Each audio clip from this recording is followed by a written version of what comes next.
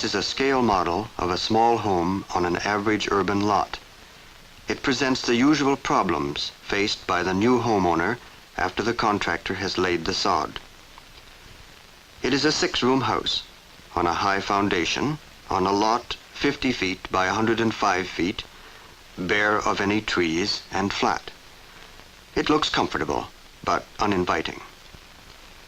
In order to make the most out of a small property like this, the landscaping needs to be carefully and imaginatively planned. Like all properties, it can be planned in 3 parts. The service area, for our own convenience, should be to the north or east, and a drive and a garage. Also space for hanging clothes. Here is the approach area which we fix up for the neighbors. The object is to create a proper setting for the house. Street trees should be all of one kind, spaced far enough apart to frame the view of the house. When the trees are pulled together to hide the corners, the house looks high and narrower. Planting can change the proportions. Forest trees like maples, oaks, or ash are good street trees where there are high houses and no street wires. We now advocate smaller trees to match smaller houses. They're hard to obtain because they are slow growing and have not been in demand. We'll take them out. Shrubbery or hedges are used to define our land.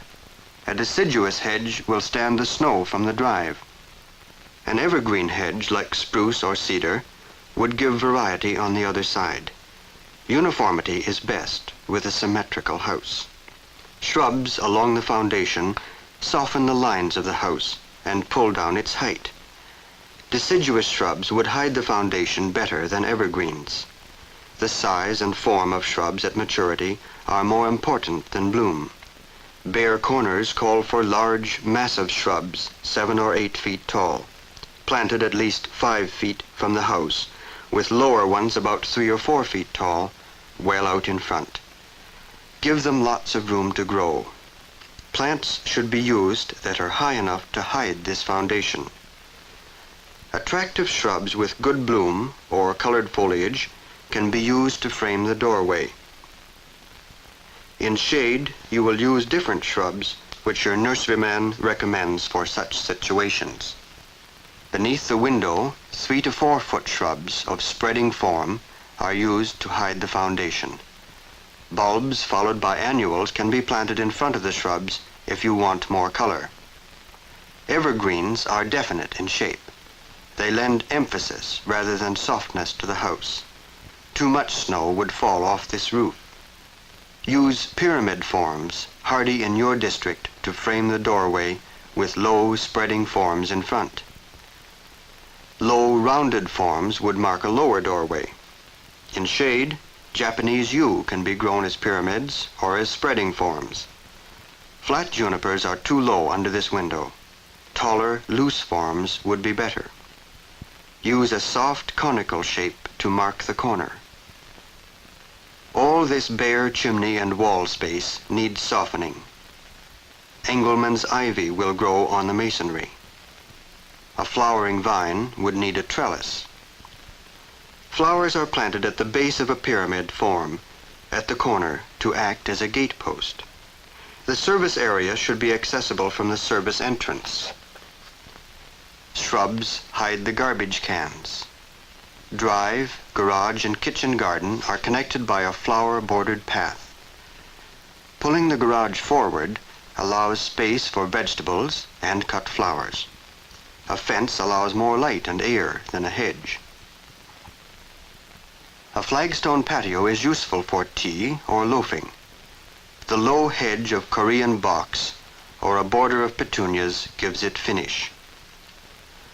From this point, the garden should be seen at its best. At the end of an axial view, there should be something of particular interest, such as a pool or a statue. In this case, it is simply a nice group of evergreens. A gate to the neighbor's garden would be suitable. Then we use a screen planting of shrubs or currant bushes to cut off the kitchen garden, with a perennial border in front. Boundary planting of small trees and groups of shrubs on the other side gives privacy and provides a green background of varying height for the bright displays of flowers. From the neighbor's bedroom, it is an attractive picture. The bird bath at the side entrance is on a cross axis from the patio.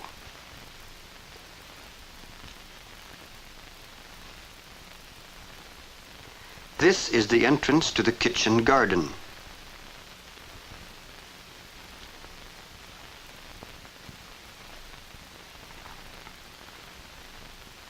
Here we see around the border past the focal point to the tree at the corner.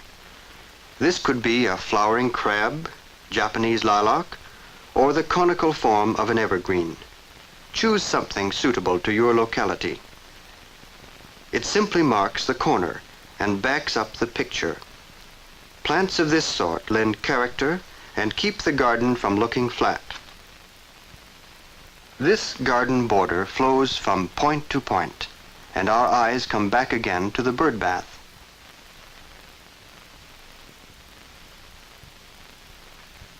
As we sit on the patio, the whole garden opens in a panorama, balanced on either side of the axis to the focal point, which is simply two pyramids with a globe between and low junipers in front.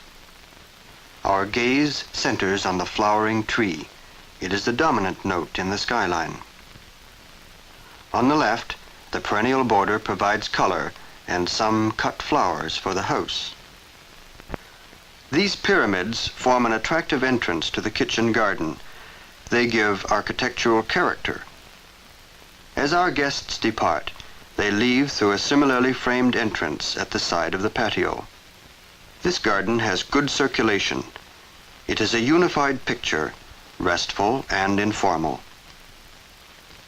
Perhaps you like a more glamorous, formal garden, arranged in geometric symmetry. The focal point is a seat backed by evergreens. Plants are used in massed groups or rows. Roses are a lot of work, but they're worth it if the owner likes gardening. These rose beds are geometric and symmetrically arranged around a sundial. The property is a finished product that gives the owner pleasure. The increased sales value is far higher than the garden investment. On another bare lot, a modern bungalow requires much the same treatment, but with adaptations. Street trees should still frame the house, but need to be lower, round-headed forms. The house also calls for lower shrubs of proper form to match the architectural lines. Color in front should be provided by floribunda roses or tuberous begonias in shade. There is a stiff twigged hedge by the drive. Here we use low, rounded or spreading forms with an occasional upright to match the peaked roof. Remember, the object is to give the house a restful setting. Blue spruce on the front lawn look neat for 5 years or so, but they eventually grow much too big. Low evergreens would go well with this house. We use round forms on either side of the door and soft spreading forms at the corners where slightly taller plants are needed. Low, continuous planting of one sort under the windows with particularly attractive shrubs on either side of the door create a setting for the house. We are careful not to spoil the effect by having too much variety. The broad, bare end of the house can be broken up by ivy on masonry or a flowering vine on a trellis. As we move around the end of the house to the garden area, we find that the scarcity of servants has brought the kitchen outdoors near the patio for entertaining. It is backed by the kitchen garden, which provides fresh vegetables for crisp salads. As in the other garden, trees and shrubs form a background for privacy. The focal point is set on a diagonal view from the patio. The west side is also closed in by shrubs for privacy. A tree of neat habit and spreading form is planted to shade the patio in the late afternoon. Starting at the barbecue again, our gaze is led from group to group along the curved border.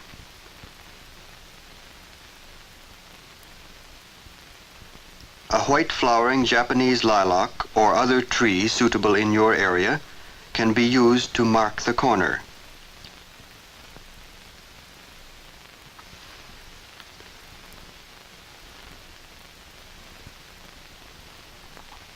The focal point here is a seat shaded by two more flowering trees. This informal border gets its color from perennials that come up each year like old friends. Painters can have all the flowers bloom at once.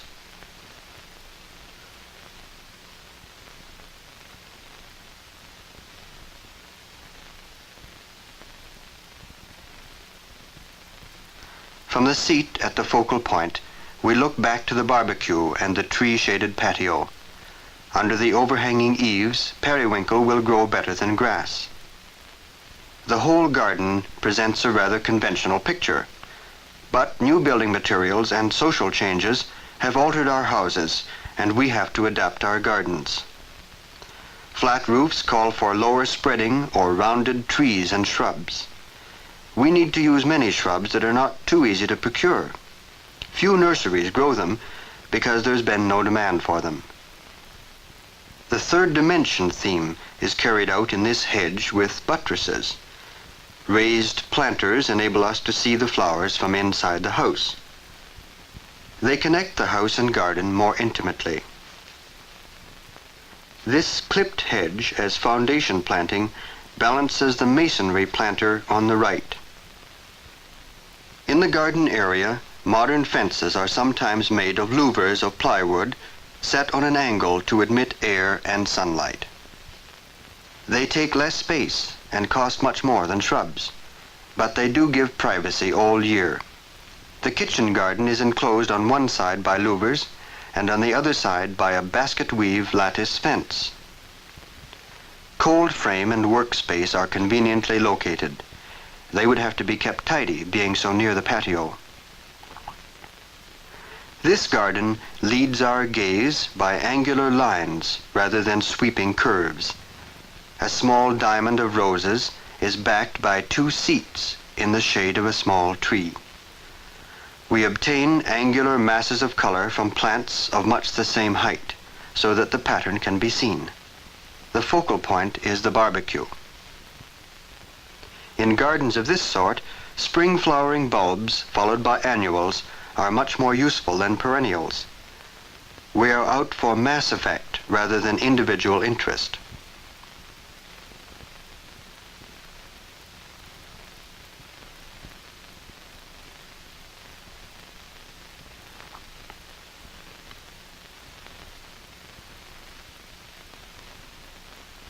In the informal garden, the sweeping curves and varied skyline culminate in the seat framed by the two trees.